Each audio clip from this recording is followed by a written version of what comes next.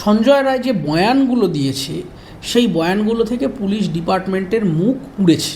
কি আচ্ছা, প্রথম কথা, সঞ্জয় রায় একজন নার্কোটিক নেশাগ্রস্ত পারভার্ট, মানসিক বিকারগ্রস্ত মানুষ। এই লোকটাকে সিভিক ভলান্টিয়ার হিসেবে হায়ার কে করলো? এটা হচ্ছে প্রথম।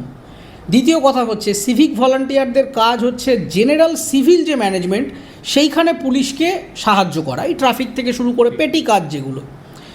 স্কুল, হাসপাতালের মতো ইম্পর্ট্যান্ট জায়গাগুলোতে সিভিক ভলান্টিয়ারদের অবাধ আনাগোনা হলো কীভাবে?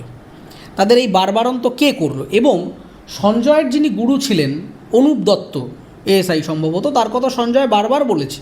তার ডিফেন্সে যখন তার কথা বলা হয়েছে, সে সঞ্জয় বারবার বলছে যে এই এএসআই অনুপ দত্ত, এবং জজ হাইলাইট করে লিখেছেন যে এই এএসআই অনুপ দত্তের নেতৃত্বে সঞ্জয়কে আনব্রিডেলড পাওয়ার দেওয়া হয়েছিল।